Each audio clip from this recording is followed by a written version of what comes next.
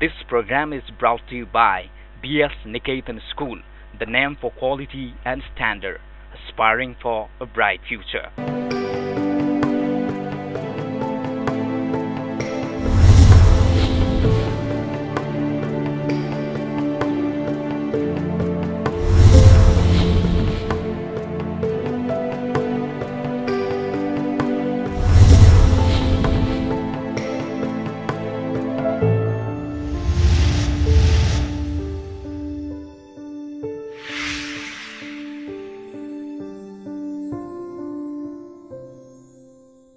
नमस्कार।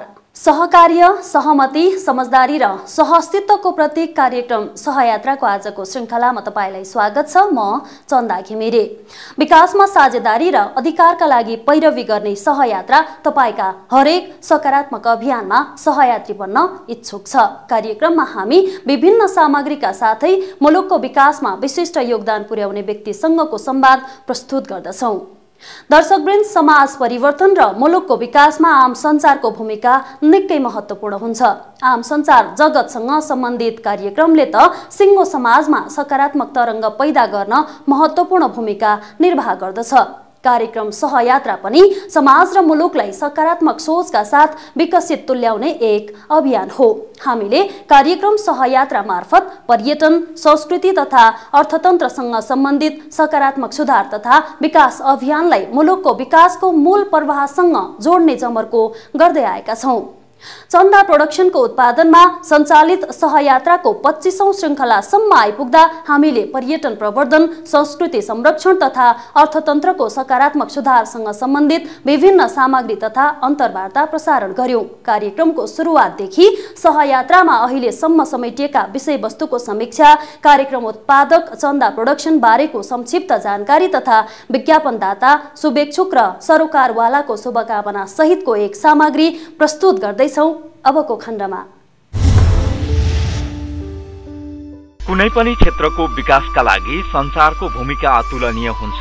सकारात्मक विकासका लागि सहयोग पुर्याउने हेतुका साथ विकासका लागि साझा प्रयास भन्ने मूल मन्त्र लिएर सुरु गरिएको चन्दा प्रोडक्सनको प्रस्तुति कार्यक्रम सहयात्राको हामी 25औं श्रृङ्खलासम्म आइपुगेका छौं। विभिन्न खाले आरोह अवरोहलाई कुनै प्रवाह नगरी हालसम्म 24औं श्रृङ्खला पूरा गरिसकेको यस कार्यक्रमले देशको आर्थिक, सामाजिक र सांस्कृतिक विकासका लागि अनेकन क्षेत्रमा आफ्नो योगदान पुर्याएको त छँदैछ, त्यसमा पनि देशको विकासका लागि आफ्नो दरिलो उपस्थिति देखाएको छ। यात्रा जति नै लामो भए पनि सुरुवात पहिलो पाइलाबाटै हुन्छ। सहयात्राको सुरुवाती चरणमा हामीलाई सहयोग पुर्याउने, हौसला प्रदान गर्ने तथा शुभकामना दिने महानुभावप्रति हामी कृतज्ञता व्यक्त गर्दछौं। विशेषतः पर्यटन, संस्कृति, शिक्षा तथा विकास लगायत सामाजिक विषयवस्तु समेट्ने खालका गतिविधिलाई उठान गर्दै र हातेमालो गर्दै यहाँसम्म आइपुगेका छौं। उज्जवल भविष्यको परिकल्पना र समृद्ध नेपालको सपना पूरा गर्ने सहकार्यका साथ अघि बढ्ने उद्देश्य बोकेको सहयात्रामा विभिन्न क्षेत्रका व्यक्तित्वले देश विकासका लागि गर्नुपर्ने कार्यका बारेमा सहयात्रा संवादमा राखेका धारणा हामी स्मरण गर्न चाहन्छौं। हामीले कार्यक्रमको सुरुवातमा 2020 सालदेखि निरन्तर समालोचक क्षेत्रमा लागेका तथा वरिष्ठ समालोचक तथा साहित्यकार प्राध्यापक डाक्टर वासुदेव त्रिपाठीलाई निम्त्याएका थियौं। तपाईको पछिल्लो समय मधुकुञ्ज कविता संग्रह सार्वजनिक भएको छ। त्यो संग्रहमा चाहिँ कस्ता खालका कविताहरू समावेश गर्नुभएको छ? मधुकुञ्जमा अब 300 भन्दा बढी लामा छोटा कविताहरू छन् र त्यहाँ एउटा यही मधुकुञ्ज पारक भन्ने एउटा काव्य छ।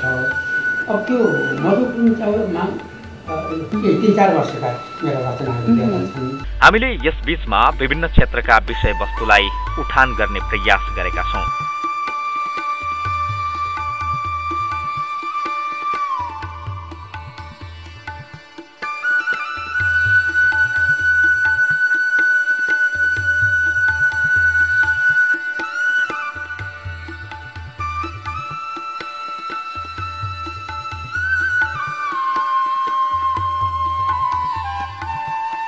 सहयात्रा कार्यक्रमको सुरुवातदेखि 25औं श्रृङ्खलासम्म आइपुग्दा विभिन्न क्षेत्रको प्रतिनिधित्व गर्दै आफ्नो धारणा राख्नुभएका व्यक्तित्वलाई हार्दिक धन्यवाद। कार्यक्रमको सफलताका लागि माननीय मन्त्री, माननीय सभासद, राजनीतिज्ञ, सरकारी उच्च ओहदाका व्यक्तित्व र अन्य उच्च ओहदाका व्यक्तित्वले हामीलाई कार्यक्रम निरन्तरताको शुभकामना समेत दिनुभएको छ। संस्कृति, पर्यटन, अर्थतन्त्र र विकाससँग सम्बन्धित सहयात्रा कार्यक्रम यो 24औं भागसम्म सफलतापूर्वक सम्पन्न भइसकेको छ र अब यसले 25औं भागमा चाहिँ यो प्रवेश गरिरहेको छ। यो कार्यक्रम अत्यन्त महत्त्वपूर्ण र खोजपूर्ण र यसले धेरै चाहिँ लाभ दिन सक्ने कार्यक्रम भएको हुँदा म यो कार्यक्रमको पूर्ण सफलताको कामना गर्छु।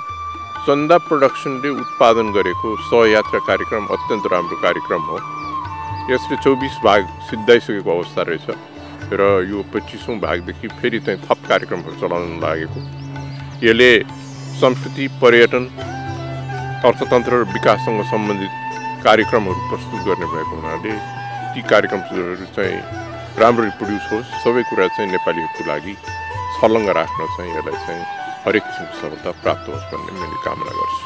नेपालको अर्थतन्त्रको विकासमा यो सहयात्रा कार्यक्रमले एउटा महत्त्वपूर्ण योगदान पुर्याउँदै आएको छ र यसले अहिलेसम्म जति कार्यक्रमहरू प्रस्तुत गर्यो अब आगामी दिनमा अझ थप नयाँ कार्यक्रमहरू, नयाँ आयामहरू थपेर यसले सिङ्गो नेपालमा एउटा नयाँ जागरण ल्याउन सक्यो। यो कार्यक्रम सहयात्राले देशको संस्कृतिसँग सम्बन्धित, पर्यटनसँग सम्बन्धित, देशको आर्थिक विकाससँग सम्बन्धित मुद्दाहरूलाई जुन ढङ्गले जनताका अगाडि चाहिँ प्रस्तुत गरिराखेको चाहिँ छ, त्यसबाट हामी सबै खुसी छौँ र यसले चाहिँ निरन्तरता पाओस्, समग्र देशको अर्थतन्त्रलाई सकारात्मक ढङ्गले प्रभाव पार्ने गरी कार्यक्रमको चाहिँ प्रस्तुति अझ प्रभावकारी ढङ्गले हुँदै जाओस्।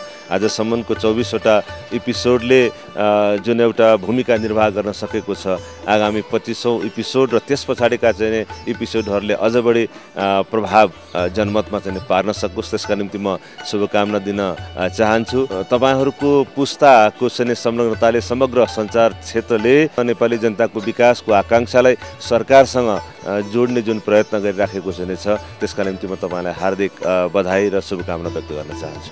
चन्दा प्रोडक्सन मार्फत तपाईँले देशव्यापी दर्शकहरूको बीच पुर्याउने र यसलाई अभिप्रेरित गर्ने काम गर्नुभएको छ। 24औं भागसम्म आइपुग्दा तपाईँ सफल हुनुभएको छ। त्यसको सफलताको म शुभकामना दिन्छु। जुन काम गरिरहनु भएको छ त्यसको अग्रणी भूमिका निर्वाह गर्न सकोस् तपाईँको सहयात्रा मार्फत र यो चन्दा प्रोडक्सनले अझ धेरै तथ्यहरू बाहिर ल्याउने र धेरै मान्छेहरूलाई हेर्न सक्ने, बुझ्न सक्ने र सूचना दिन सक्ने र अवार गर्ने, मान्छेलाई चेतना अभिवृद्धि गर्ने काममा तपाईँको लागि सफलता मिलोस्। यसले राष्ट्रलाई ठुलो टेवा पुर्याउने छ भन्ने यो 25औं भाग सुरुवात गर्न थाल्नु भएकोमा मेरो तर्फबाट म हार्दिक शुभकामना दिन्छु। यो चन्दा प्रोडक्सनद्वारा उत्पादित सहयात्रा कार्यक्रम नेपालको संस्कृति, आर्थिक, सामाजिक क्षेत्रका विकासलाई लिएर जुन कार्यक्रम यसले सञ्चालन गरिराखेको छ र 24औं एपिसोडसम्म सफलतापूर्वक एउटा सम्पन्न भएको यो कार्यक्रम हेर्दा हामीलाई असाध्यै खुसी लागेको छ र यसको 25औं अङ्क अब प्रसारण हुन गइराखेको छ। म त्यो कार्यक्रमको पूर्ण सफलताको शुभकामना व्यक्त गर्न चाहन्छु।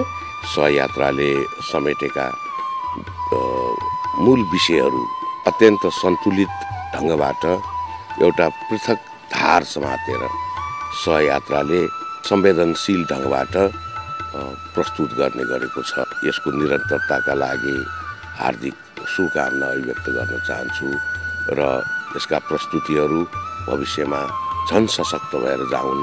म मेरो तर्फबाट, म संलग्न रहेको सम्पूर्ण सङ्घ संस्थाहरूको तर्फबाट हार्दिक शुभकामना व्यक्त गर्न चाहन्छु।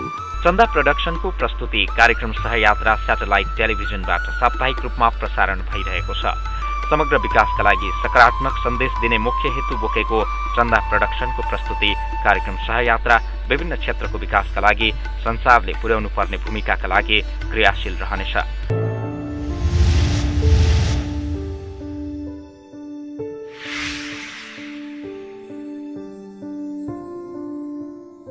दर्शकवृन्द, यो प्रसङ्गपछि अबको क्रममा बेला भएको छ सहयात्रा संवादको। आजको सहयात्रा संवाद देशमै पहिलो पटक सुरु गर्न लागि हेटौडा सुरुङमार्ग निर्माणसँग केन्द्रित गरेका छौं। दर्शकवृन्द, सहयात्रा संवादमा यहाँलाई स्वागत छ। आज पनि हामी एकजना अतिथिका साथमा उपस्थित भइसकेका छौं। आज हामीसँग हुनुहुन्छ नेपाल पूर्वाधार विकास कम्पनीका उपाध्यक्ष तथा प्राविधिक निर्देशक लालकृष्ण केसी, जसले हेटौडा सुरुङमार्गको निर्माण कार्यको जिम्मेवारी सम्हालिरहनु भएको छ। आउनुहोस् उहाँलाई कार्यक्रममा स्वागत गरौँ। स्वागत छ यहाँलाई। धन्यवाद। केमा व्यस्त हुनुहुन्छ आजभोलि? विशेष गरी यही आयोजनाहरू निर्माण गर्ने काममा लागिरहेको छौँ र त्यसको अलावा अन्य विभिन्न बिजनेस तथा परामर्शको काम भइरहेछ। चर्चित पूर्वाधार विकास कम्पनीबाट हेटौडा सुरुङमार्गको कार्य सुरु भइरहेको छ। कसरी काम अगाडि बढिरहेको छ? अब यो 2013 मेमा पिपिए गरेर 2014 मेमा हामीलाई कन्सेसन एग्रिमेन्ट 30 वर्षको गरेर दिइसकेपछि हामीले विभिन्न चरणको अध्ययन कार्यहरू अगाडि बढाइरहेका छौँ। त्यसको अलावा यसको निर्माण कार्यान्वयन कसरी गर्ने, फन्डहरू कसरी जुटाउने भन्ने कार्यमा हाम्रो चाहिँ पूर्वाधारको सम्पूर्ण डाइरेक्टर तथा पदाधिकारीहरू चाहिँ लागि परेका छन्। नेपालको यो बोट नीति अन्तर्गत हेटौडा सुरुङमार्गको कार्य सञ्चालन भइरहेको छ।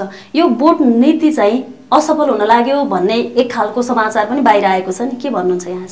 अब यो नेपालको के अरे पूर्वाधार निर्माण तथा सञ्चालनमा निजी क्षेत्रको लगानीको सम्बन्धीको ऐन 2066बाट यो आकर्षित छ।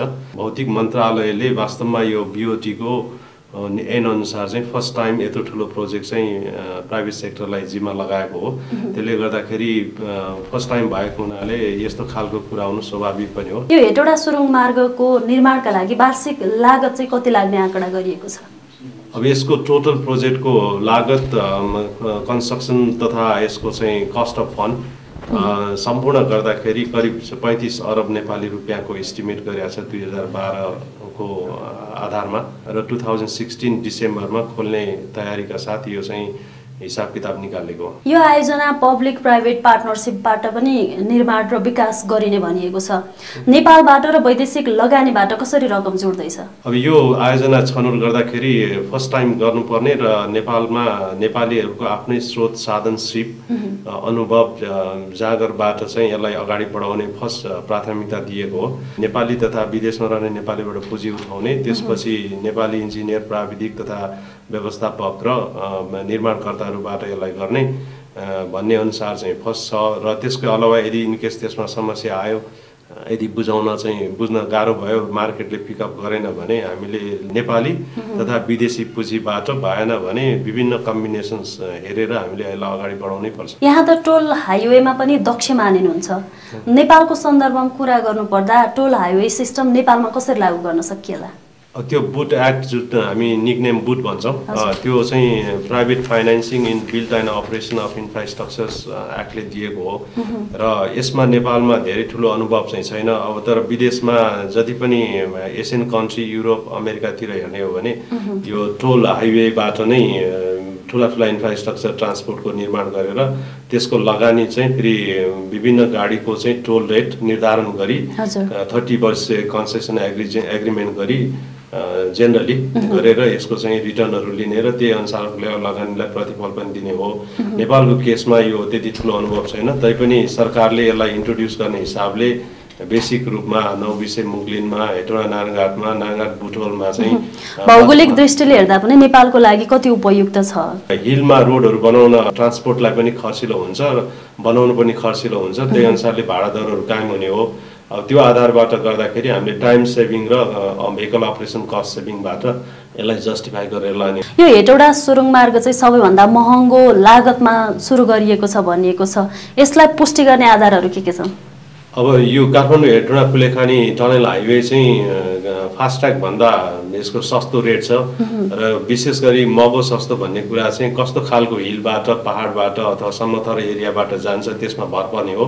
कति लेन बनाउने हो र कति स्पिडको चाहिँ मा गाडी दौडाउनको लागि बनाउने हो, त्यो डिजाइन स्पिडमा भर पर्ने भएको हुनाले अहिलेको जुन टनलहरू, ब्रिजहरू र रोडको कन्स्ट्रक्सन कटफिलको कुरा गर्दाखेरि चाहिँ हामीले सबभन्दा सस्तो तर मेकानाइज सिस्टमबाट जाने र क्वालिटी आउने किसिमबाट विभिन्न देशहरूमा प्रुभन टेक्नोलोजी अनुसार नै यसलाई गर्ने भएको हुनाले कस्ट कन्ट्रोल छ तर क्वालिटी कम्प्रोमाइज हुँदैन र यो एसियन हाइवे स्ट्यान्डर्डको 4 लेनको हिसाबले चाहिँ पहाडी राजमार्गमा को रूपमा चाहिँ यो बनाइन तयार गरेको हो। यो हेटौडा सुरुङ मार्गको निर्माण र विकासका लागि अहिलेसम्म राष्ट्रिय स्तर र अन्तर्राष्ट्रिय स्तरबाट कति रकम छुटेको छ? 35 अरबको जुन पैसाको डल्लो छ इज क्वाइट हेभी हो र यसमा चाहिँ सो पुँजी इक्विटी पार्ट र के अरे ऋणको पार्ट अथवा डेट फाइनेन्सिङको किसिमबाट चाहिँ हेर्नुपर्ने हुन्छ र भन्नुपर्दा खासै यो फर्स्ट मोडेलमा अब ब्याङ्किङ सेक्टर र हाइड्रो पावर सेक्टरमा लगानीहरू चाहिँ आइपिओबाट पब्लिकबाट इन्ट्रेस्ट देखाएर आइरहेको अवस्था हो। रोड प्रोजेक्टमा चाहिँ अहिले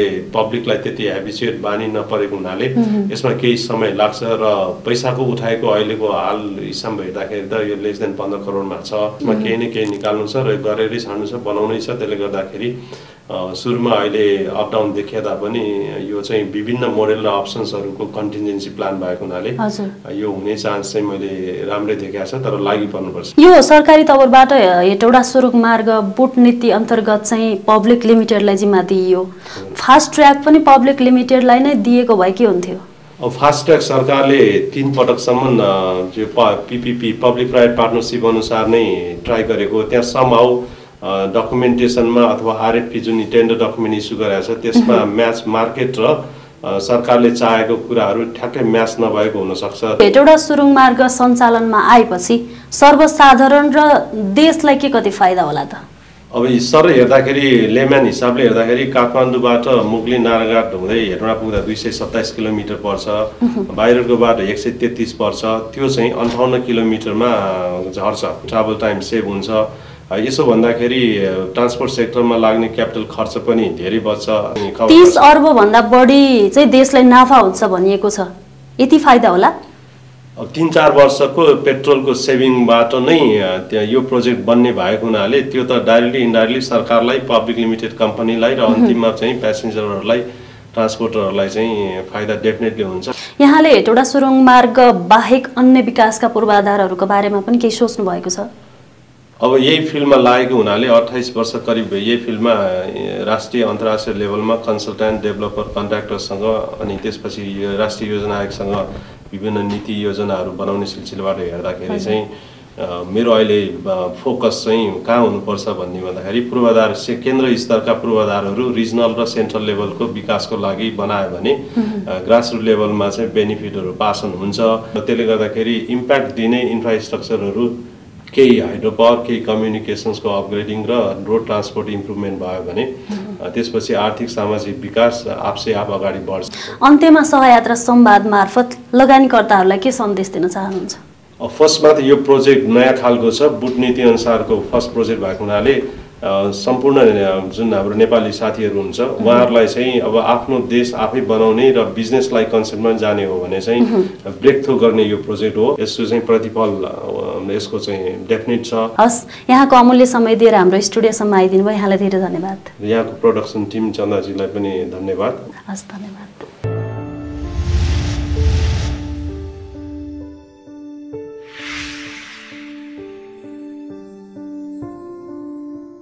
दर्शकवृन्द, सहयात्रा संवादपछि अबको क्रममा बेला भएको छ छोटो विश्रामको। सहकार्य, सहमति, समझदारी र सहअस्तित्वको खोजी गर्ने कार्यक्रम सहयात्रा तपाईसँग निरन्तर सहयात्रामै रहनेछ।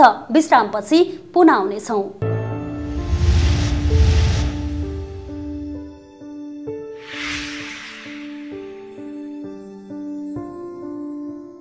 दर्शकवृन्द, यो छोटो विश्रामपछि पुनः स्वागत छ।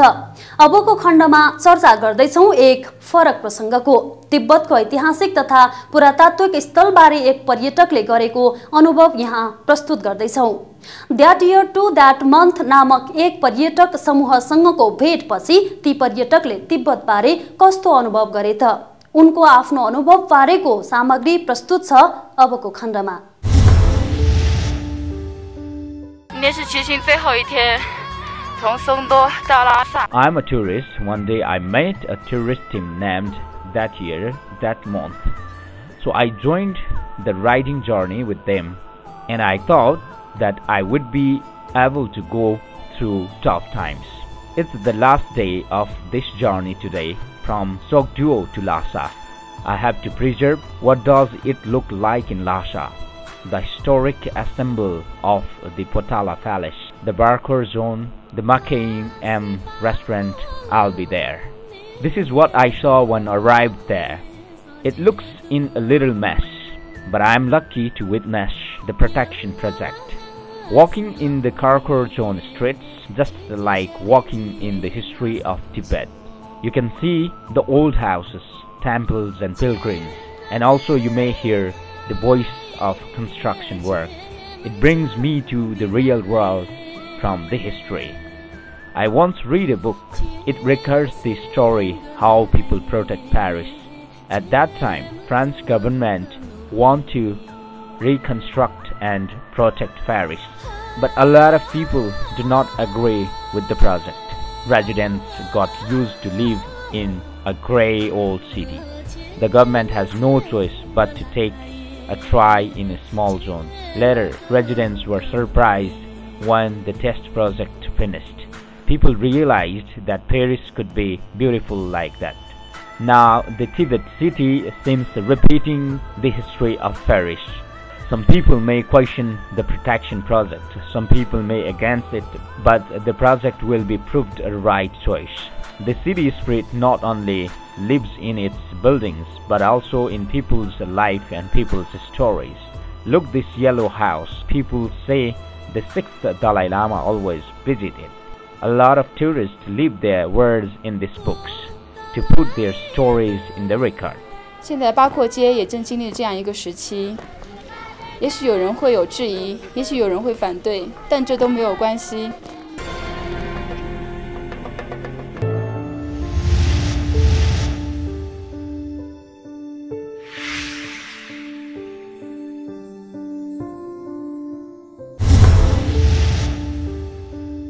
A knife attack in southern China has left 6 people dead, local police say. 5 people were stabbed to death and the attacker was shot dead by police in Changsha, Hunan's provincial capital, on 14 March, police said. The attack erupted from a dispute between 2 vendors, which led to 1 vendor and 4 passers-by being stabbed. Police aided in a statement. China remains nervous after stabbing spree in Yunnan province, and 1 March left 29 people dead and 143 wounded. 那个2个人打架跟他就，我看一看那个，看2个看一样，那个看那个这边那个，他是卖小饼的，看到没？还一看那个人看了好几个人，我看2个人，拿着一个。你的信息里面呢拍了。啊，买个菜的噻，看那里看人他跟那个。 他我也不等了喂，我因为我个是个跑么子了，掉几个噻，他好往屋里跑啊，他一句挨一下子噻，那都跟看到人。 However, an unnamed official in Changsha told AFP news agency, "I can assure you it's not a terror attack. It happened in a market due to some dispute." The incident is currently under investigation, Changsha police said in a statement on their verified microblog.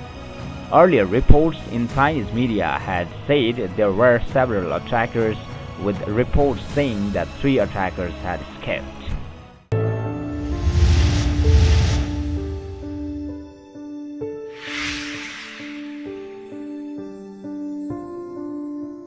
दर्शकवृन्द, यी विविध सामग्रीको क्रमपछि हामी कार्यक्रमको अन्त्यतिर आइपुगेका छौं। आजको कार्यक्रम यहाँलाई कस्तो लाग्यो? सल्लाह सुझाव वा प्रतिक्रियाका लागि हाम्रो इमेल ठेगाना हो chandaproduction128@gmail.com। कार्यक्रम सहयात्रामा हामी तपाई दर्शकवृन्दको सल्लाह सुझावको अपेक्षा गरिरहेका छौं। कार्यक्रम सहयात्रा हरेक मंगलबार बेलुका 9 बजे, पुनः प्रसारण बुधबार बिहान 9:30 र बुधबार नै दिउँसो 4 बजे न्यूज 24 मा हेर्न नभुल्नुहोला। सहयात्राले सहकार्य, सहमति र समझदारी जब हुन्छ तब मात्र विकास सम्भव छ भन्ने मूल मर्ममा आफूलाई समाहित गर्ने गरेको छ। हामी यही अभियानमा दर्शकको सहभागिता सहित निरन्तर लागिरहनेछौं। कार्यक्रमको सम्पूर्ण टिम सहित म पनि बिदा हुन्छु। हवस् त, नमस्ते।